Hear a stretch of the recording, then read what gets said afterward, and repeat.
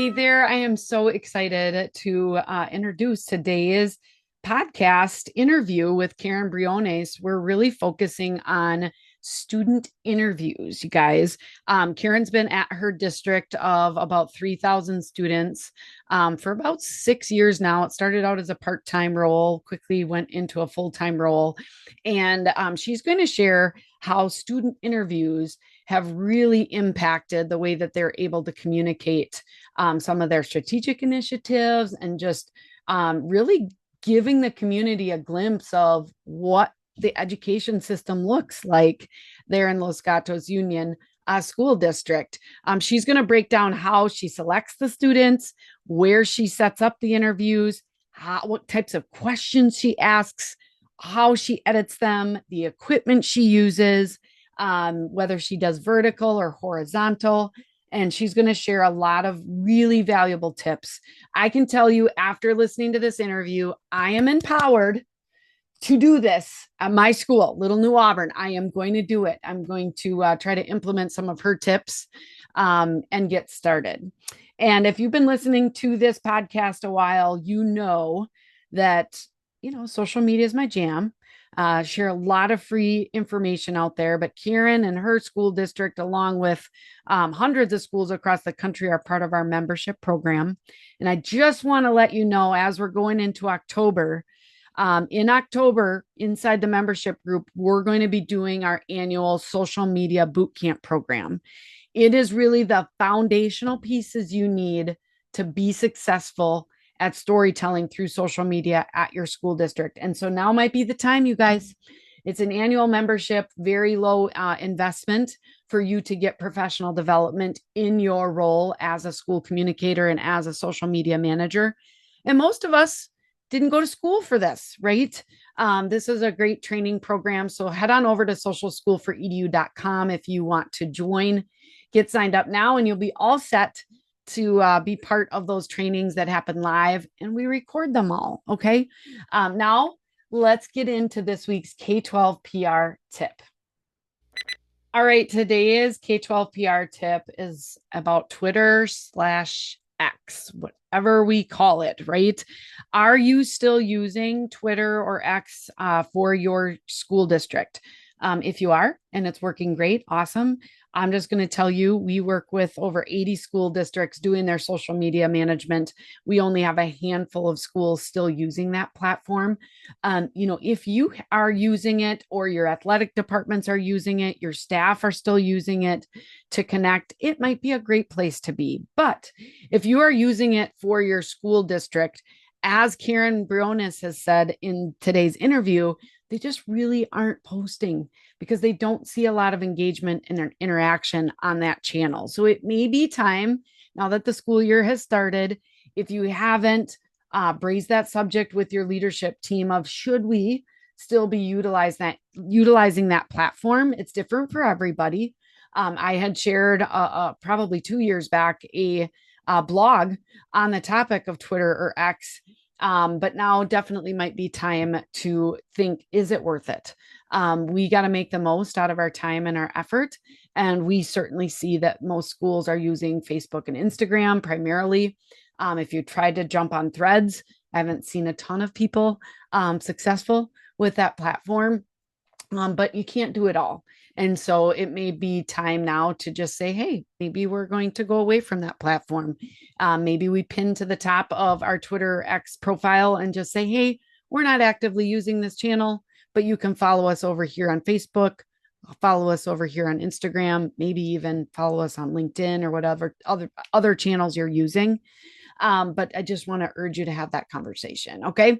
Now let's dive into getting those interviews with your youngest voices, with your students, with Karen Briones. Let's get started. Good morning, Karen. How are you? I'm doing well. How are you? So good. It feels like I just was seeing you in person in Seattle. Now it's been, I suppose, about a month and a half. But today, Yeah. you guys, we have Karen Briones from Los Gatos Union School District in California. So to get started, we kind of got a special little topic we're going to talk about, Karen, today. But why don't you share your background and your role as communications coordinator there in California? Well, I kind of landed in this role by accident. I had been a parent volunteer for a long time, and I started working in the district through the health office. I was putting on Band-Aids and taking temperatures, and not a school nurse because I don't have a medical background, but that opened up some doors. I also did a lot of community engagement work with our Safe Routes to School. And I landed in the role as the communications coordinator in 2018. We had a new superintendent come along. And with COVID, my role really grew from a kind of a part-time position to a full-time position. So I have a background in education. Before being a full-time mom, I was a high school science teacher. So I know a lot about the education world.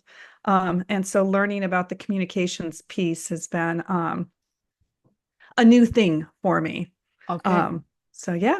I love it. Well, did you know I was a chemistry major in college?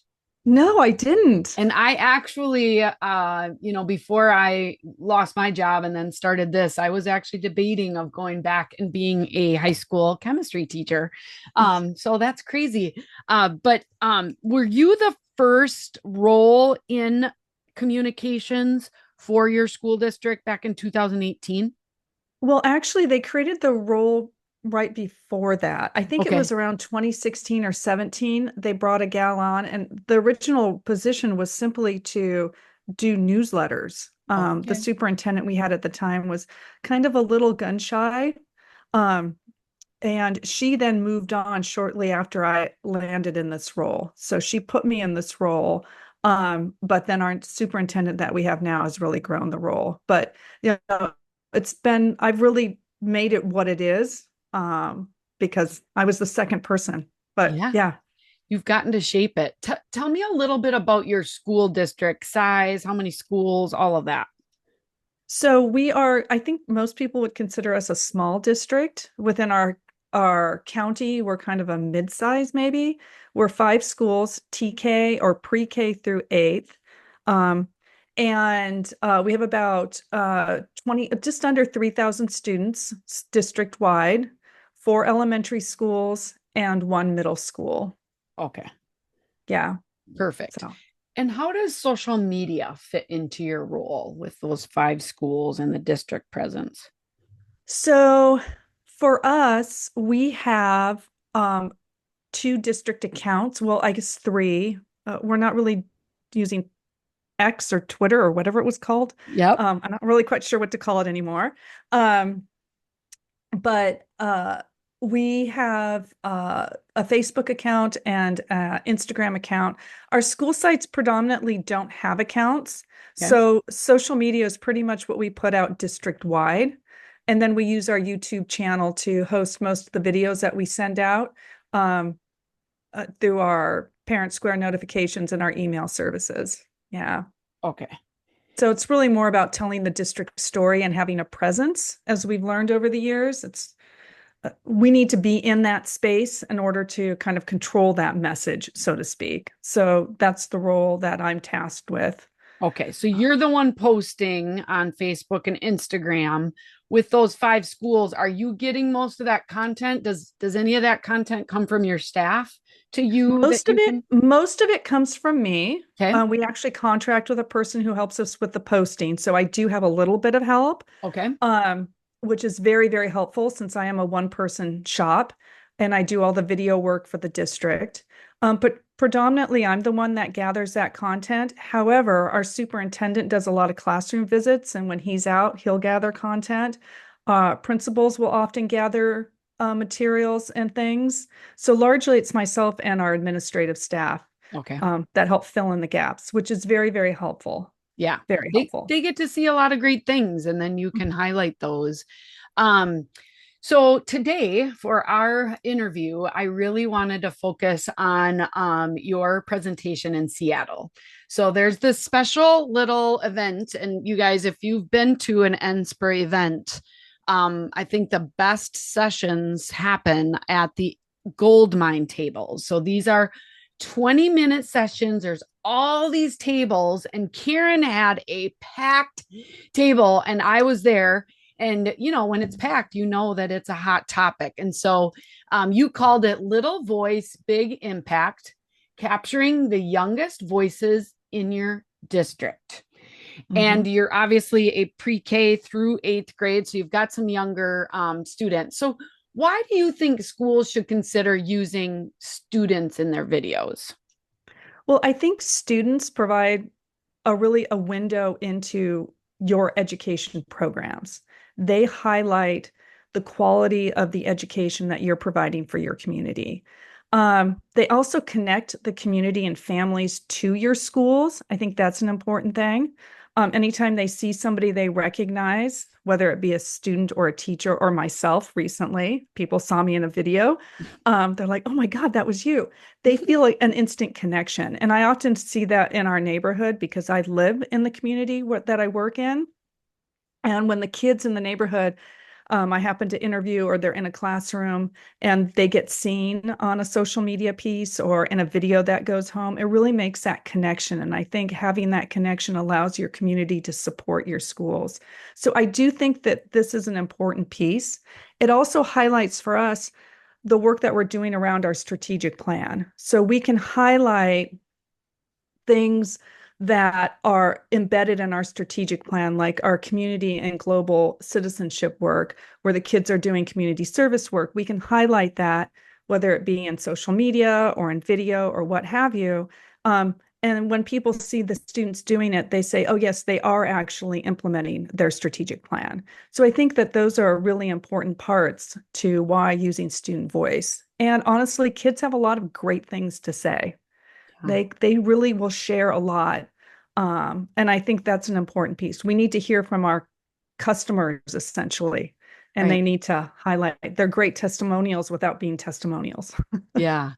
So, we're going to share some examples of videos that you have created, and I'm going to get into a lot of questions that are spinning in my head, which I know are in our listeners. But first of all, how do you select the students that you're going to include in your videos? Well, I actually don't select the students. Okay. I reach out to the principals and the teachers. Well, usually I do an outreach because we're a small district. We have 5 principals and 2 assistant principals. So I reach out to the principals and say, we're going to do a video on kindness, or I need a video for our foundation, or I need, and I have them they select the students. They either select them themselves or they reach out to teachers. I don't know the kids. Back in the day when I was in the health office, yes, I would have known the kids or when my kids were there, but now I don't. And in order to get students, compelling students, I need people who actually know who those people are. So no, I don't actually select them. It's easier to have and much more effective to have teachers or principals select. Mhm. Okay. So you get some students. I'm assuming you pick a day or a day you're going to visit that school. Um, and then what are some interview tips you can share or just around getting that all set up? What can you share with me? So usually what happens is I do select a day that Okay. I'm going to go out. I videotape outdoors from multiple reasons. One, I like natural light.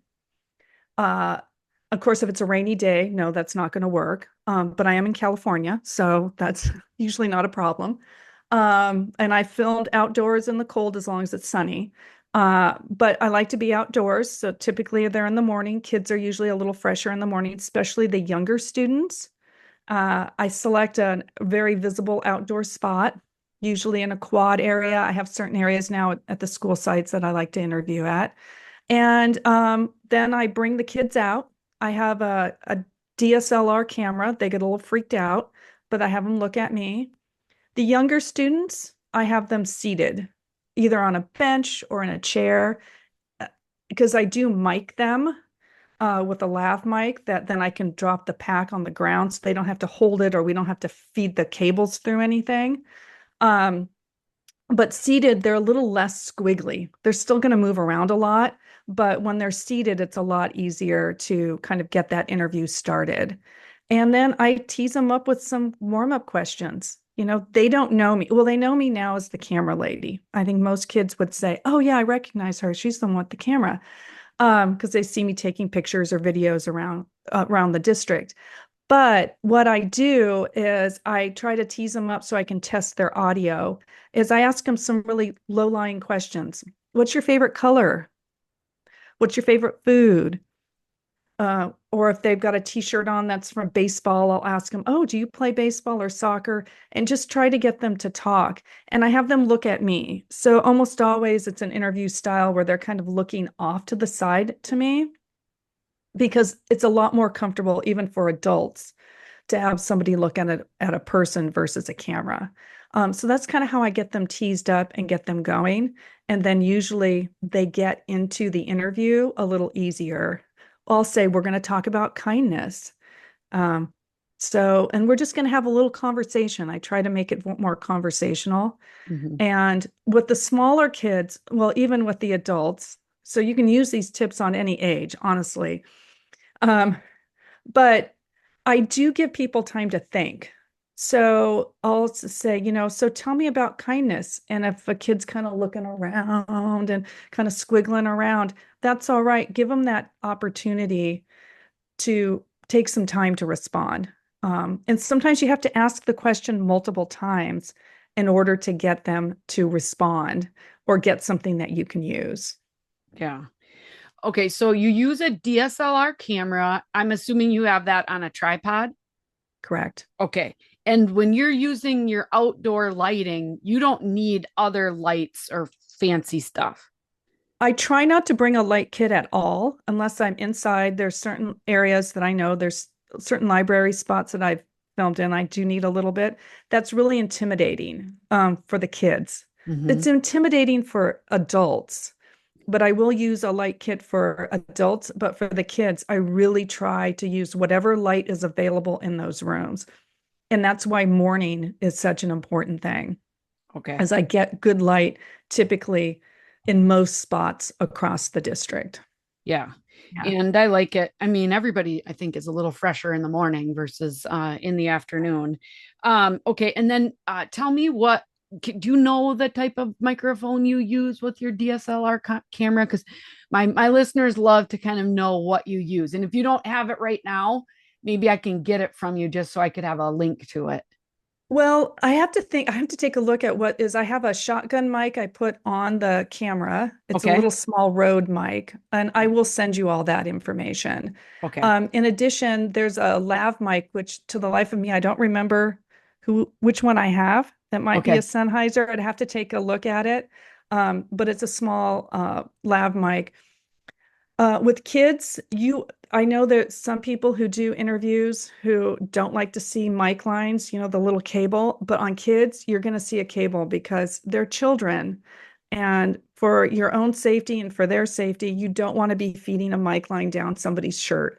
I just let it be visible because the kids are the star of the show. It doesn't really matter. So I let that go a long time ago. Okay. So Yeah. your mics aren't wireless. It's wired to the DSLR camera, and then it must plug into the DSLR camera Yeah, then. mine actually, the lav mic actually plugs in. It is a wireless thing. There's a small wireless pack, and I drop that on the ground under the seat where the kids are sitting. So Okay. the cable goes down, and Okay. then the mic pack, which is probably the size of a deck of cards, just sits on the ground. Okay. For the younger kids, sometimes the middle school students, if I'm interviewing older students, I'll just have them hold the pack. I mean, Okay. it gives them something to do with their hands too. Yeah. Some kids like I'm holding a pen right now. Right. Sometimes people like to hold things. Yeah. Yeah. And for adults, I usually just have them tuck something into their back pocket, that kind of thing. But So when you do your interviews, about how long do you spend with each student? um, because I'm pulling them out of class or out of instructional time, I try to keep it to a minimum. Um, I I would say anywhere from 8 to 10 minutes is what I have them there for. I Okay. feel that if I've taken them out of class or out of instructional time, I want to really minimize that, but I Yeah. keep it pretty short. Okay. These are not hour-long interviews. Okay. I know what I was going to ask you. How do you check the audio? So you said that you kind of asked them some warm-up questions and you're kind of using it to check audio. Do you have an earpiece in so you're able to hear that, or are you recording some and then rewinding it and making sure that you can hear them well? Well, so on the camera and then on the Zoom recorder that I use, I can see if whether or not the audio is being picked up. Okay. So I will take that reading off of those devices. If I'm just using the camera itself, before I actually start recording, I'll do a check to make sure that I'm capturing them loud enough. Sometimes when they say their names, they're usually pretty loud, but as they start talking, they can get kind of quiet. And then that's really hard to pick up a voice. So I try to measure it from the lowest volume because as they start talking to you, they often, because the kids are shy or they'll appear shy, um, they will start to talk really quietly. And so as long as I know I can capture that voice, which is the lav mic will pick up a voice, will isolate a voice pretty well in a noisy environment. So even if it's a quiet courtyard, I'll still mic a kid, knowing that they just might be kind of quiet. Okay. Yeah, I Yeah. think that is key. And what's one of the best ways that you have, because I know you shared it in your tip, of just ending an interview? Usually you always have a question that you ask them at the end, and I think this is really important. So every single interview I do, whether it be a kindergartner, a fifth grader, an eighth grader, or even our superintendent, as he's talking about things, I always ask some variation of, is there anything else you want to share with the community about and fill in the subject? Or something else you want to tell me about kindness? And honestly, that's the end. By then, they've talked about whatever the topic is, and that's where I get my best info. Sometimes the best sound bites come out of that. For example, we had a student who um, he was being interviewed as part of our annual Thanksgiving, and he was talking about how grateful he was to be at his school. He was a new student in the school at the school that year, and he's a native Spanish speaker. And all of our students now, TK through fifth grade, take Spanish. There's a Spanish program. So he was really through the course of our talk, and the principal was there. She said, "Ask him about the Spanish classes." So I asked him, so tell me about why do you like your Spanish classes? And he knows Spanish. Like he doesn't really need what the kids are learning. He knows. But what he really appreciated was the fact that kids were trying to learn his language. And we wouldn't have gotten to that point if we hadn't gone through the other questions. And it was a really, really compelling part of that video. Um, because I had a number of people, a number of teachers reach out and say, "Oh my gosh, I was teary-eyed because of what he said." That little Spanish-speaking kid, but it just highlighted that it's not just about teaching kids another language. It's also highlighted that another student felt welcomed and appreciated in his own school community. Yeah, Yeah. yeah, absolutely. Okay, so now you have, maybe 4 or 5 students that you've interviewed and you've got all the footage. So, how do you edit the footage you gather into the short clips that you need to share on social media? Well, so first of all, every student I interview, I use. Okay. And I'm very clear about that. If they're going to pull a student out of class, if I'm taking their time, I'm going to use them. And sometimes it's just a thank you at the end, but they will get used. That somehow they will be in the video. So that's one thing I do. Um, I do look for sound bites or compelling story pieces, like the Spanish speaking student. Um, Sometimes the opening statement comes from a student. They really set the tone. But I really go and look for things. I want something that's, maybe no more than 10 seconds long. Because if I've got, 5 schools and I've interviewed 3 to 4 kids at every school, that's anywhere from 15 to 20 students. And I don't want a long overall video. It also allows me to chunk it into pieces, to your point, and make it into short kind of things that we can use for social media. So I would like it to be kind of multi-purposed. We can put it together in a longer video, but how could I break it apart to use it in a shorter piece? Okay. Um, Yeah. And are you doing most of your video in horizontal or vertical format? I shoot everything horizontal Okay. and frame for vertical also. So Okay. I'll put a student, if it's a single student, obviously I can put them in the middle or off to one side. If it's a group of students, I'll try to kind of get them close enough together so that I can crop it vertical. But Okay. what I found over the years is that for me, it's easier to have the flexibility of being able to use it on the YouTube format Hmm. and then also then convert it to reels or whatever else I might need for a more traditional social media format. Okay. Yeah. All right. That's great.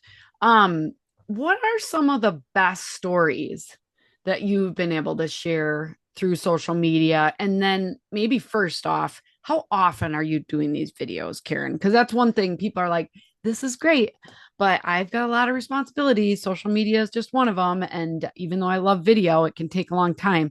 So first off, if you can answer maybe how often are you doing these types of videos? And then some of those best stories you've shared.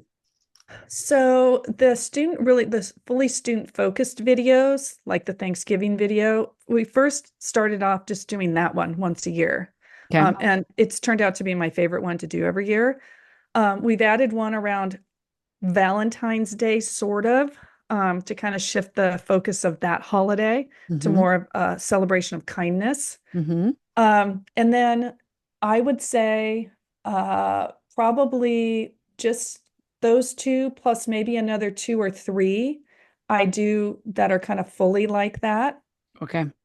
Recently, we did some student interviews. I help our education foundation with some video work. Um, and we did interview students in the same format. Uh, but then again, I also utilize that content in multiple ways. Yeah. So I make it multi-purposed. We have a clip now that we just shared the other night. It was as part of another video for the foundation that we're going to break apart and we're going to use the student's voice as a voiceover to talk about our electives program at our middle school. I wouldn't have that opportunity to use that voice, so to speak, if we hadn't done that interview. Yeah. Yeah. Okay. Awesome. And then do you have any, I guess obviously if you're doing your Thanksgiving, your kindness videos, and we'll get maybe an example of each of your favorites, okay, Okay. to Yeah. send with. And is there any other favorite video that you've been able to share specific on a topic that you want to highlight? Well, I think there's an early on one we did, and I'll have to dig for it, but I know we still have it. Okay. And it wasn't student facing, but I think it still shows the process. And it was about our student success profile and how we developed that. We're a TK8 district, so we don't have a profile of a graduate because the kids promote from eighth grade onto the high school, obviously. So we have what's called the student success profile, the traits, the six traits, and kind of why they were important and how we came to that. So I think that's an important piece also. And I think some of the work that we've been doing with our foundation and our One Community group that raises funds to help support our programs, a lot of our strategic initiatives, using the student voice there. Oh, and then the other annual video we do, and I'll have to share that with you, is around the holidays are all of our music, our first round of music concerts, the mid-year music concerts. Okay. And one year I put together a little clip and I shared it with just our administrative team. And then our superintendent said, well, you need to rework this and put it out for the community. So, needless to say, every year I do that. And that is really neat because you get to hear and see how the kids grow in that, music program. And we have a very robust music program through, TK through eighth. I think those are some of the kind of the things that mean a lot to me and the ones that I look forward to. I Yeah. do a lot of other video work for the superintendent, and honestly, he's wonderful to work with, but working with the kids is the best part. Yeah. Yeah. And obviously, I'm sure you've gotten a lot better over the years, right? You got to start somewhere. Yes, you Um, do. yeah. Yes, you do. Some of that early stuff makes me cringe now. Yeah. It's just, it's a little bit awkward. And sometimes, the kids are the deer in the headlights, but you work up those skills. And so I just want to encourage all of our listeners, hey, try it. Like, Yeah. just I've got some ideas floating in my head, and it's not even really our youngest students, but I'm thinking about, gosh, I've really wanted to highlight. We have a lot of college class opportunities Mhm. with our high school students where they're taking college classes, and it's so awesome that the school pays for the credits that they're receiving and how powerful that is. And so, gosh, I just need to go book some time, get some different students that I can interview outside. I can do this, Karen. I can do You this. can. And I Yes. always tell people you don't need fancy editing. Like I edit in Premiere Pro. And Okay. if I had to do it over again, I probably would have selected something that's a little easier to learn. But at the time, that's what I had access to. But honestly, you can edit it in something like Canva or iMovie. There's lots, DaVinci Resolve, there's a free version. I mean, you don't need something fancy. You don't need fancy transitions, and you can get lots of nifty titles places if that's an important piece to you. But honestly, you don't need all that. You just need the kids and they will make it special. Yeah. Yeah. So don't overthink it. Yeah. That's And real really good advice. Do you, and maybe that was your social media tip, I don't know, but I usually like to end with like your best social media tip for the listeners. So I feel like this whole episode could be just tips that you've been sharing, but anything well, I specific? think one is don't be afraid, video, you can't ruin it. So Okay. there's that. But number two, when our approach to our social media isn't about chasing the algorithm and growing and all of that, tell the story of your district. And there are going to be times that you're going to put something out that isn't going to be the best engagement driver, the best reacher, but it tells the story of who you are. And don't be afraid just to tell your own story. I Yeah. think that's the thing that I learned early on. It's like sometimes I'll be working with our gal and I'll say, you know what? I know this isn't going to be the best thing, but I think it's an important thing that we need to share. And she's 100% on board with that. So Yeah. our growth is slow and steady, but just be who you are, and it will come Yeah. as a result of that. Yes, absolutely. Authenticity, right? We just and it doesn't, it's not all about going viral. I've went viral for good things with all the schools I've worked with, and I've went viral for bad things. And certainly you got to be careful of both. But ultimately it's reaching your community. It's Correct. making sure that they see all of the amazing things happening. And you've done a great job of just trying to tie a lot of that back to your strategic plan and getting that message out. So Karen, if somebody listening wants to ask questions or get connected with you, what's the best way to do that? Probably via my email, which Okay. I could share. Yes. And then, yeah, just shoot me a note and I'll connect with you. But that would probably be the best way to reach you. Okay. So I'll include your email in the show notes, you guys. So if you Okay. just want to go to the show notes, you'll be able to have Karen's email. We'll also link out to some of your video examples and then just your social media pages as well. I just want to thank you so much for, sharing your wisdom, your expertise. I look forward to seeing future videos, and definitely listeners, if this, encourages you to take action, you need to let me know. And we'll certainly let Karen know too of what you create because of some of this encouragement. So thanks so much for sharing with us today, Karen. Well, thank you for having me. It's been a pleasure. Yeah, absolutely. You guys keep telling those stories. It's going to be a great year. And you've got those stories of that little student that was so proud that his friends were taking Spanish and were going to learn how to, speak his language. What a connection piece. I could definitely see how people could almost tear up from that. Those stories are out there if you choose to chase them. So thank you guys so much, and we'll see you next week. Bye bye.